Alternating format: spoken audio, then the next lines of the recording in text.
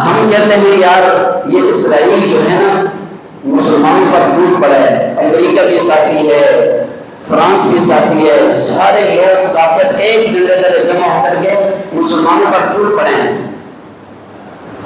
امت کا فریضہ علماء یاد دلا رہے ہیں، آپ کے سامنے رکھا جا رہا ہے اور کہا جا رہا ہے ہم اور کچھ نہیں کر سکتے، کچھ چیزیں ہمارے ہاتھ میں ہیں، کچھ ہم کر سکتے ہیں، ان کی طاقت کو نقصان پہنچا سکتے ہیں، وہ ہمارے ہاتھ میں ہیں، وہ ہمارے اختیار میں ہیں، اس پر ہم عمل بھی کر سکتے ہیں، ہم کافروں کی قوت کو طاقت کو نقصان پہنچا سکتے ہیں۔ وہ یہ ہے کہ بہت ساری ان کی مصنوعات ہمارے گھروں میں، ہماری دکانوں میں، ہمارے اسٹوروں پہ رکھی ہوئی ہیں، جنہیں ہم استعمال کرتے ہیں، اس کا مال وہاں جاتا ہے، اس کا فائدہ وہاں جاتا ہے، جس فائدے سے، جس مال سے تیاری کر کے وہ بم بنا کر کے ہمارے لوگوں پر برساتے ہیں۔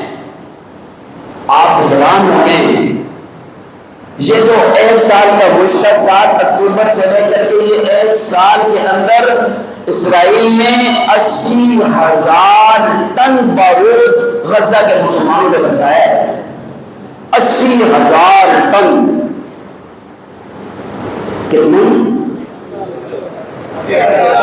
80,000 ٹن بارود انہوں نے غزہ کے مسلمانوں پر برسائے نہیں۔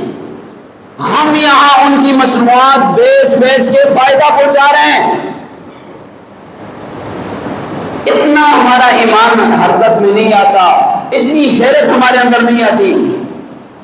یار نقصان ہوتا ہے نا، نقصان ہو جائے، بھوکا رہ لوں گا، پیاسا رہ لوں گا، ایک جوڑے میں رہ لوں گا، کیا ہوتا ہے؟ دنیا کی محبت نہیں ہے میرے دل میں، کاروبار کی محبت نہیں ہے میرے دل میں، کسی چیز کی محبت نہیں ہے۔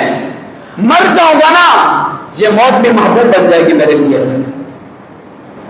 لیکن ہم جانتے ہیں یہ جو میری دکان میں چیز رکھی ہے نا اسرائیل کی ہے، اور یاد رکھو یہ منبر رسول سے بیچ کر کے جاؤ، جا کر کے دنیا میں کسی میں چیلنج کر دینا، اگر جان بوجھ کر یہ جانتے ہوئے یہ اسرائیل کی مصنوعات ہے کہ میں بیچ رہا ہوں، اگر جانتے ہوئے بھی کوئی اسرائیل کی مصنوعات بیچ رہا ہے، ایسا شخص منافق ہو سکتا ہے، مسلمان نہیں ہو سکتا۔ جانتے ہوئے یہ اسرائیل کی مصنوعات ہے پھر بھی بیچ رہا ہے، مومن نہیں ہے۔ اپنے ایمان کی فکر کرنی چاہیے، یہ ہمارا ایمان ہے، یہ ہمارا عقیدہ ہے۔ سوچو، میں نے کہا کچھ کام ہم کر سکتے ہیں، کرتے نہیں ہیں۔